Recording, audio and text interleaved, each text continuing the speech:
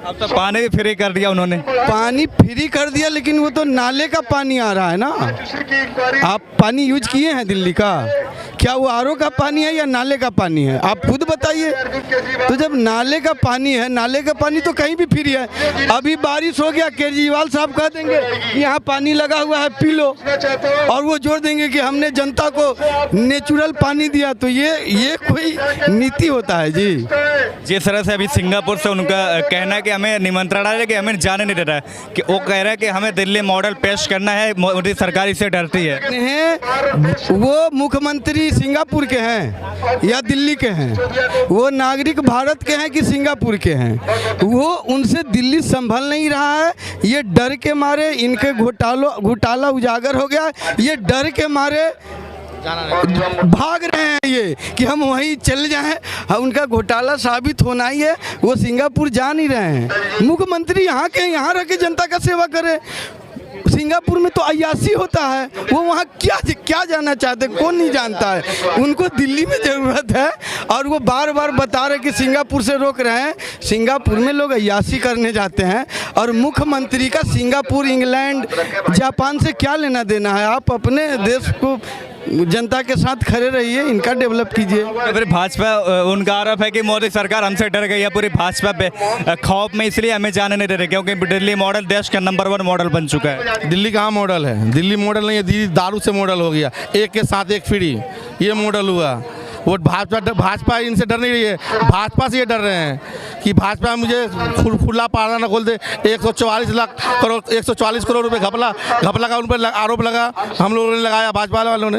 ये सोच क्या रहे हैं कि ये आरोप मेरे सटे में भागूँ यहाँ से, उन्हें रोका नहीं जा रहा है। वो खुद फंस रहे हैं कि भागूँ मैं यहाँ से। जिस तरह से मीनाक्षी लेखी जी ने आरोप लगाया 140 से अधिक करोड़ का घोटाला हुआ है, तो क्या लगता है इसमें कौन कौन शामिल हो सकते हैं? मनीष सिसोदिया, केजरीवाल दोनों शामिल हैं। अभी जी सर, सत्येंद्र जैन जी अभी जेल में है और पूछताछ भी चल रही है, तो अभी उनके और मंत्री भी जेल में है। तो क्या लगता है ये अरविंद केजरीवाल इससे फंसती हुई नजर आ रही है? नहीं, जब कोई ऐसी बात आती है कि मुस्लिम लीडर की बात होती है तो उसको पार्टी से निकालने की बात होती है, लेकिन जब इन्हीं का कोई चट्टा पट्टा, इन्हीं का कोई भाई उसमें शामिल होता है, तो क्या होता है कि ये उसमें इनकी वो नहीं, पार्टी का कोई रूल नहीं होता, सारे पार्टी के रूल खत्म हो जाते हैं। लेकिन जब कोई मुस्लिम लीडर की बात होती है तो पार्टी के रूल अलग चेंज हो जाते हैं। मैं कहना चाहता हूँ कि सत्येंद्र जैन, जिस तरह से सत्येंद्र जैन पे आज आरोप है वो पक्का आरोप है। इसी तरह मनीष सिसोदिया, केजरीवाल, इनकी एक बड़ी साजिश है। इन्होंने 40,000 करोड़ का घोटाला किया है। एमसीडी का घोटाला अलग, जो एमसीडी को फंड देती है, और दूसरा जो दिल्ली के अंदर, तो हम हाल देख सकते हो यहाँ पर, मैं वीडियो के माध्यम से आपको दिखाना चाहता हूँ। ये दिल्ली मॉडल हमारा कि जगह जगह थोड़ी सी आधे घंटे की बारिश होती है, दिल्ली के अंदर जगह जगह पानी भर जाता है। रही शिक्षा मॉडल की बात, तो आप मेरी विधानसभा आइएगा, मैं आपको अपनी विधानसभा मुस्तफाबाद को दिखाऊंगा कि मुस्तफाबाद के अंदर 7-8-10 साल दिल्ली के अंदर केजरीवाल को हो चुके हैं। अभी तक हमारे स्कूल पोटा केबिन में चल रहा है, पोटा केबिन में चल रहा है, जिसको कहते हैं टेंट वाला स्कूल। आज भी टेंट वाले स्कूल में चला है। क्या मुस्लिम विधानसभा होने के नाते क्या केजरीवाल सरकार उनके साथ नाइंसाफी कर रही है, भेदभाव की राजनीति कर रही है? दूसरा, दिल्ली को शराब का इतना हानि बना दिया कि एक के साथ एक फ्री शराब चालू कर दिया। 10 मिनट में होम डिलीवरी, यानी कि आप शराब लेने के लिए घर जाने की जरूरत नहीं, कहीं जाने की जरूरत नहीं।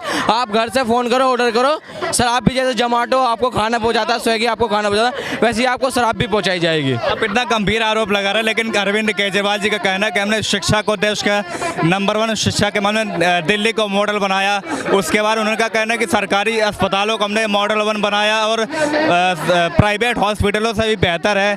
तो जिसे सत्येंद्र जैन और उप मुख्यमंत्री जी ने काम किया, उसको लेकर आप आरोप लगाए, तो उनका कहना है कि हमारे उप मुख्यमंत्री जी शिक्षा मंत्री रहते हुए और सत्येंद्र जैन स्वास्थ्य मंत्री रहते हुए नंबर 1 काम करके दिखाया है। मैं आपकी बात से सहमत हूँ। और आप मुझे एक बताएं, आज भगवंत मान जी जो पंजाब के मुख्यमंत्री हैं, जब इनके दिल्ली की स्वास्थ्य व्यवस्था इतनी अच्छी है, इतनी बेहतर है, तो दिल्ली के एम्स अस्पताल में क्यों एडमिट हुए हुए?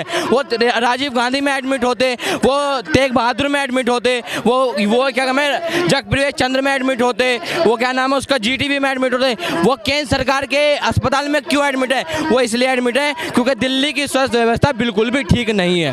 दूसरा, मैं आरोप नहीं लगा रहा स्कूल के लिए, शिक्षा के लिए मैं आरोप नहीं, मैं आपको बोल रहा हूँ कि आप मेरी विधानसभा आएँ, आप मनीष सिसोदिया को लेकर, मैं आपको बताता हूँ, अभी मेरे लगभग 1.5 महीने पहले हमारे स्कूल का उद्घाटन हुआ, मनीष सिसोदिया जी उसके चीफ गेस्ट थे, लेकिन मनीष सिसोदिया जी हमारी विधानसभा में नहीं आए क्योंकि उन्हें पता है कि कितना बड़ा विरोध, पब्लिक जूते से मारेगी अगर आ गए तो। लेकिन उनका कहना है हमने अल्पसंख्यकों मुस्लिमों के लिए बहुत काम किया दिल्ली में। मैं अभी लगभग 6 महीने पहले आम आदमी पार्टी का कार्यकर्ता था और दिल्ली माइनॉरिटी कमीशन का मेंबर हूँ। मैं आपको विद इन प्रूफ के साथ दिखा सकता हूँ कि मैं दिल्ली माइनॉरिटी कमीशन का मेंबर हूँ। लेकिन माइनॉरिटी के लिए क्या काम किया? 8,700 करोड़ रुपए वापस गया जो कि माइनॉरिटी को नहीं मिला। फॉर्म जो लोन के नाम पर ये 50,000 रुपये देते हैं, वो फॉर्म 6 महीने पेंडिंग में पड़ा रहता है, लेकिन उनका लोन पास नहीं होता। ये सब कहने वाले बात है, ये सारे जुमलाबाजी है, कोई कुछ नहीं है। आपको किस तरह से शराब नीति को आप किस तरह से देखते हैं? दूसरा, जो हमारे माइनॉरिटी कमीशन के चेयरमैन है जाकिर साहब, वो 8वीं फेल है। आप उनकी मार्कशीट लिएगा, एक बताओ, जो 8वीं फेल हो वो चेयरमैन कैसे बन सकता है किसी माइनॉरिटी कमीशन का? पूरी दिल्ली की उसको जिम्मेदारी दे दी माइनॉरिटी की। क्या सोच कर, क्या केजरीवाल सरकार ने या केजरीवाल ने उनसे पैसा लेकर के ये काम किया है? जबकि सुनने मारा कि हज कमेटी बनाएगी तो 5 करोड़ रुपए लेकर के हज कमेटी का चेयरमैन मुख्तार अहमद को बनाया गया, माइनॉरिटी कमीशन का चेयरमैन 10 करोड़ रुपए लेकर के बनाया गया। अगर इसी तरह से चेयरमैन पैसे ले लेकर बनाए तो पब्लिक के साथ क्यों, पब्लिक के साथ भेदभाव क्यों? फिर वो क्यों कहते हैं कि दिल्ली के मुस्लिमों को हमने देश के नंबर 1 मॉडल में उनको सम्मिलित किया और उनके लिए बहुत काम किया? मैं आपसे बोलता रहा हूँ, 2020 में दंगे हुए, मुस्लिम इलाकों में दंगे हुए, उसमें किसी का रोल नहीं था। जब वो दंगे हुए तो केजरीवाल के पास जो थी पुलिस उसके अंडर में नहीं थी। मुस्लिमों की मैं बात कर रहा हूँ आपसे। जब जमातियों की बात हो रही थी, जब मरकज़ की बात हो रही थी, तो केजरीवाल के पास नहीं थे।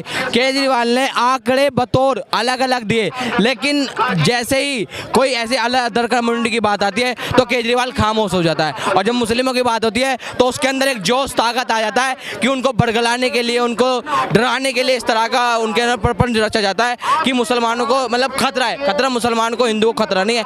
ये लोग भ्रष्ट राजनीति कर रहे हैं, और मैं बताना चाहता हूँ कि दिल्ली के अंदर अब इनका पत्ता साफ होने वाला है, इसलिए डर के मारे बौखलाए फिर रहे हैं। एक आखिरी सवाल, जिससे आप कह रहे हैं कि आप आम आदमी पार्टी में थे, माइनॉरिटी कम्युनिटी में थे, तो क्या लगता है कि आपको छोड़ने का वजह क्या, क्यों आपको छोड़ना पड़ा? बता तो रहा हूँ, हमें माइनॉरिटी कमीशन का मेंबर बनाया गया ये कह करके कि आप इनकी मदद करें, आप इनकी मदद करें, लेकिन जब हम मदद करने के लिए गए तो हमारी नहीं सुनेगी, तो फ़ायदा क्या वहाँ पर रह करके क्या फ़ायदा? इसलिए हमने उसको छोड़ दिया।